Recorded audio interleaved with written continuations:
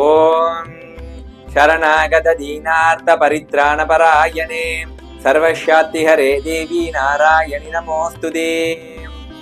Aadhiran YouTube channel வழியாக இணைந்திருக்கக்கூடிய அத்தனை இந்து சொந்தங்களுக்கும் இந்நேர வணக்கத்தை தெரிவித்துக் கொண்டு இன்றைய தின விசேட பதிவு அக்ஷய திருதியை. நம்முடைய இந்து பாரம்பரியத்திலே எத்தனையோ பண்டிகைகள் விசேஷங்கள் நம்மால் அனுஷ்டிக்கப்பட்டு வருகின்றது. அந்த அடிப்படையிலே மிக முக்கியமான ஒரு நாள் இந்த அக்ஷய திருதியை. இந்த அக்ஷய திருதியை தினத்தினுடைய சிறப்புகள் என்ன, இந்த அக்ஷய திருதியை தினத்திலே என்னென்ன வரலாற்று நிகழ்வுகள் நடந்தது, ஏன் இந்த அக்ஷய திருதியைக்கு நாம் இத்தனை தூரம் முக்கியத்துவம் கொடுக்கிறோம், முக்கியமாக ஏன் இந்த அக்ஷய திருதியை தினத்திலே தங்கம் வாங்குவதற்கு நாம் முயல்கிறோம், இன்னும் இந்த அக்ஷய திருதியை பற்றி நாம் என்னென்ன செய்ய வேண்டும், என்னென்ன செய்ய கூடாது என்பது பற்றி ஆழமாகவும் தீர்க்கமாகவும் இந்த பதிவிலே சிந்திப்போம். ஏனென்று கேட்டால், இன்றைய காலப்போக்கிலே அக்ஷய திருதியை என்று சொன்னால் வெறுமனே தங்கம் வாங்குவது மாத்திரமே முனைப்பாக சிலர் இருக்கிறார்களே ஒழிய, இந்த தினத்தினுடைய சிறப்பு என்ன, ஏன் இந்த தினத்திலே அக்ஷய திருதியை தினத்திலே நாம் தங்கம் வாங்கினால் சிறப்பு என்று அந்த தங்கத்தை வாங்குகின்றோம் என்ற ஒரு சரியான தெளிவு, ஒரு சரியான புரிந்துணர்வு இல்லாத தன்மை சிலரிடத்திலே காணப்பட்டு கொண்டுதான் இருக்கின்றது இன்றளவும். அது சம்பந்தமான விரிவான ஒரு தெளிவை இந்த பதிவிலே நாம் பார்க்கலாம். இந்த அக்ஷய திருதியை தினத்தினுடைய சிறப்புகள் என்ன என்பது பற்றி முதலில் ஆராய்வோம். இந்த அக்ஷய திருதியை தினத்திலே என்னென்ன வரலாற்று நிகழ்வுகள் நடந்தது என்பதை நாம் விரிவாக பார்க்க போனால் பல மணி நேரங்கள் அதற்காக நாம் ஒதுக்க வேண்டி வரும். ஆகையினாலே இந்த காணொளியிலே நாம் சுருக்கமாக அந்த நிகழ்வுகளை பார்ப்போம்.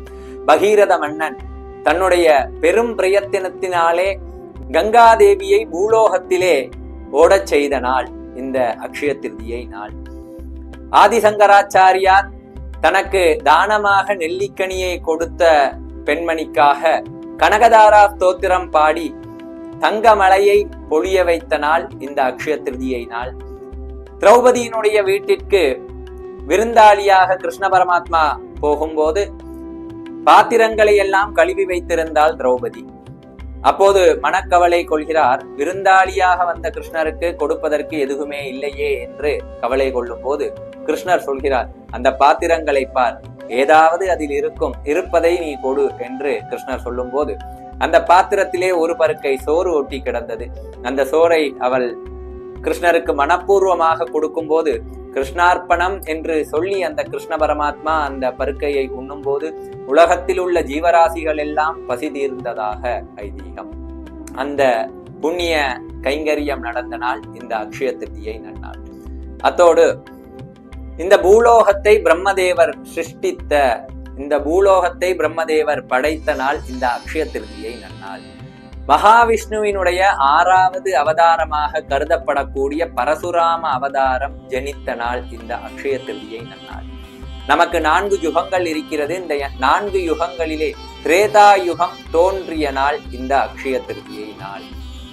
அத்தோடு சிவபெருமான் பிக்ஷாடனராக பிக்ஷா பாத்திரம் ஏந்தி பிக்ஷை எடுத்துக்கொண்டிருக்கும் போது காசியிலே அன்னபூர்ணி சிவபெருமானுக்கு பிக்ஷை அளித்து சிவபெருமானுக்கு அந்த பிக்ஷா பாத்திரத்தை நிரப்பிய நாள் இந்த அக்ஷய திருதியை நன்னாள். அதோடு குசேலர் தன்னுடைய நண்பராகிய கிருஷ்ண பரமாத்மாவை பார்த்து அந்த தன்னுடைய நண்பருக்கு அவளை அன்பளிப்பாக கொடுக்கும் போது அந்த அவளை கிருஷ்ணர் ஏற்றுக்கொண்டு குசேலருக்கு சகல சம்பத்துக்களையும் நல்கிய நாள் இந்த அக்ஷய திருதியை நன்னாள். மகாலட்சுமி தேவி கடுந்தவம் புரிகிறாள், எப்போதும் நாராயணரை விட்டு நீங்காமல் இருக்க வேண்டும் என்று. அந்த வரத்தினுடைய பலனாக எப்போதும் மகாவிஷ்ணுவினுடைய நெஞ்சிலேயே மகாலட்சுமி அம்பிகை வாசம் செய்வதற்கான பாக்கியம் கிடைத்த நாள் இந்த அக்ஷய திருதியை நன்னாள். அக்ஷய பாத்திரம் என்று சொல்லப்படக்கூடிய அள்ள குறையாத, எப்போதும் பஞ்சமில்லாத அந்த அக்ஷய பாத்திரம் தோன்றிய நன்னாள். அமிர்தத்தை வேண்டி தேவர்களும் அசுரர்களும் பார்க்கடலை கடைந்த போது அதிலிருந்து அமிர்த கலசம் வெளிப்பட்ட நாள் இந்த அக்ஷய திருதியை நன்னாள். இப்படியாக பல்வேறு சிறப்புகளை கொண்ட, பல்வேறு காலகட்டங்களில் பல்வேறு வரலாற்று புராண சம்பவங்கள் நடந்த ஒரு புண்ணியமான நாள் இந்த அக்ஷய திருதியை நன்னாள். இத்தனை தூரம் வரலாற்று சிறப்புகளை தாங்கி நிற்கக்கூடிய இந்த அக்ஷய திருதியை நாள் என்பது ஒவ்வொரு வருடமும் சித்திரை மாதத்திலே அமாவாசை கழிந்து வரக்கூடிய 3வது நாளாக இருக்கக்கூடிய திருதியை தினம், அதாவது வளர்பிறையிலே வரக்கூடிய திருதியை தினத்திலே இந்த அக்ஷய திருதியை என்று நாம் கொண்டாடுவது வழக்கம். அக்ஷயம் என்றாலே அள்ள அள்ள குறையாத, எப்போதும் வற்றாத, பஞ்சமில்லாத, பன்மடங்கு பலனை பெருக்கி தரக்கூடிய என்ற பொருளை கொண்டது அக்ஷயம் என்ற பதம். ஆகையினாலே அப்படிப்பட்ட இந்த அக்ஷய திருதியினுடைய தன்மை எப்படி என்று கேட்டால், நாம் என்ன செய்தாலும் அதனுடைய பலனானது பன்மடங்காக பெருகும் என்பது ஐதீகம். நாம் இப்போது மானிடர்களாக இருக்கக்கூடியவர்கள் எதை நோக்கி ஓடுகிறோம்? செல்வ செழிப்பு என்ற ஒரு விஷயத்தை நோக்கி. ஆகையினாலே இந்த செல்வ செழிப்பிலே அதிக பெருமதி வாய்ந்ததாகவும் விலை மதிப்பில்லாததாகவும் கருதப்படக்கூடிய தங்கத்தை வாங்கி நாம் சேர்க்கும் போது நம்மிடத்திலே எப்போதும் தங்கம் அதிகமாக சேரும் என்ற நம்பிக்கையிலே எல்லோரும் தங்கத்தை வாங்குவதிலே முனைப்பாக இருக்கிறார்கள். நமக்கு தெரியும், இந்த தங்கம் என்பது பொருள்.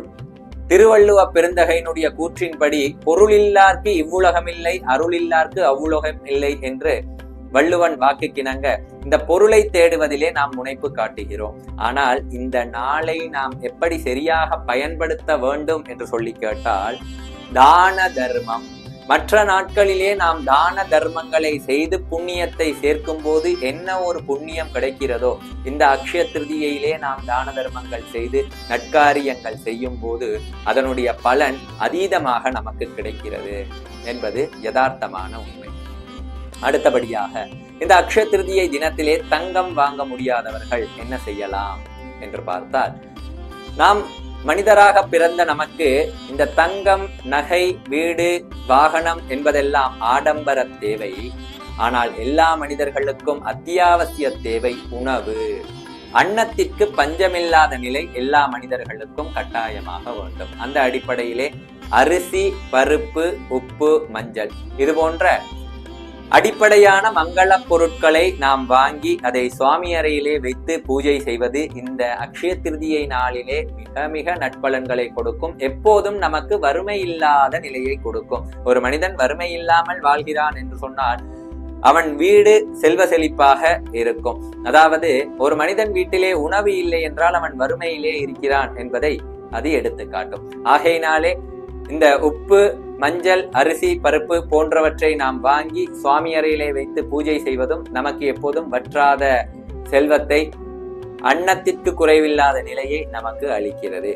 இது ஒரு அடிப்படையான பரிகாரம். அதோடு சேர்த்து நாம் தான தர்மங்கள், நம்மால் இயன்ற தான தர்மங்கள், புண்ணிய காரியங்கள் செய்வது நமக்கு பல பல புண்ணியங்களை இந்த தினத்திலே பெற்றுத்தரக்கூடியதாக, ஏனைய தினங்களிலே நாம் செய்வதை விட கூடுதல் புண்ணியத்தை தேடித்தரக்கூடியதாக அமைகிறது. சரி, இத்தனை தூரம் இந்த அக்ஷய திருதியினுடைய சிறப்புகள் என்ன, இந்த அக்ஷய திருதியை தினத்திலே என்னென்ன வரலாற்று இதிகாச புராண நிகழ்வுகள் நடந்தது என்பதை பார்த்தோம். அத்தோடு தங்கம் வாங்க முடியாதவர்கள் என்ன செய்யலாம் என்பது பற்றியும் பார்த்திருந்தோம். அடுத்ததாக இந்த அக்ஷய திருதியை தினத்திலே என்னென்ன நாம் செய்யக்கூடாது என்பதை பற்றியும் சிறிது சிந்திப்போம். கட்டாயமாக இந்த அக்ஷய திருதியை நாளிலே நாம் வீடுகளை தூய்மை இல்லாமல் பேணுவது, தாமதமாக தூங்கி எழுவது போன்ற காரியங்கள் செய்யாமல் இருக்க வேண்டும். என்னென்ன சம்பவங்கள் நமக்கு தரித்திரத்தை வாங்கி தருமோ அந்தந்த சம்பவங்களை நாம் கட்டாயமாக தவிர்க்க வேண்டும் இந்த நாளிலே. அடுத்தபடியாக இந்த அக்ஷய திருதியை நாளிலே நாம் பிறரை திட்டக்கூடாது, தகாத வார்த்தைகளாலே பேசக்கூடாது. அந்த எதிர்மறையான ஆற்றல் நமக்குமே அதிகரிக்கக்கூடிய வாய்ப்புகள் இருக்கிறது. ஆகையினாலே இது போன்ற தகாத காரியங்கள் ஏதும் இந்த அக்ஷய திருதியை நாளிலே செய்யாமல் இருப்பது சிறப்பான விஷயம். எல்லா மக்களும் இந்த அக்ஷய திருதியிலே செய்ய வேண்டிய விஷயங்களை சரிவர பேணி எல்லோரும் நல்ல வண்ணம் வாழ பிரார்த்திக்கிறோம். நம்முடைய பூஜை வழிபாடுகளுக்காக வேல் பிராண்ட் எனும் பெயரிலே தூய தரமான 100% இயற்கை வாசனை தரக்கூடிய கப்சாம்பிராணிகளையும் கற்பூரங்களையும் எல்லா ஏழை எளிய மக்களும் வாங்கக்கூடிய விலையிலே நம்முடைய அருகில் உள்ள கடைகளில் கிடைக்கக்கூடிய வேல் பிராண்ட் கற்பூரங்களையும் கப்சாம்பிராணிகளையும் தயாரித்து விநியோகித்துக் கொண்டிருக்கக்கூடிய ஆதிரன் நிறுவனத்தினருடைய தொடர் ஒத்துழைப்போடும் உந்துதலோடும் இது போன்ற நல்ல ஆன்மீக தகவல்களை உங்களோடு பகிர்ந்து கொள்ளும் நான் நெடுந்தீவு சிவஸ்ரீ பத்மநாத சனக்குமார சிவாச்சாரியார், பத்ம பங்கஜ ஜோதிட நிலையம். உங்கள் வீடுகளிலே செய்யக்கூடிய சாந்தி ஹோம பரிகார பூஜை வழிபாடுகளுக்கும் ஜாதகம் ரீதியான எல்லா விஷயங்களுக்கும் என்னை அணுகலாம். தொடர்ந்து இது போன்ற நல்ல பதிவுகள், ஆன்மீக பதிவுகள், நல்ல சிந்தனை தரக்கூடிய பதிவுகளை நீங்கள் உடனுக்குடன் பார்ப்பதற்கு ஆதிரன் யூடியூப் சேனலை சப்ஸ்கிரைப் செய்து வைத்துக் கொள்வதோடு ஆதிரன் சமூக வலைதளங்களையும் ஃபாலோ செய்து வைத்துக் கொள்வது இன்னும் அரிய தகவல்களை உங்களிடத்திலே கொண்டு வந்து சேர்க்கக்கூடியதாக அமையும். நீங்கள் மாத்திரம் பயனடையாமல் உங்களை சுற்றி இருக்கக்கூடியவர்களும் பயனடைய வேண்டும் என்று சொல்லி இந்த காணொளிகளை பகிர்வது சிறப்பு. ஓம் நம பார்வதி பதயே, ஹர ஹர மகாதேவா. வேல்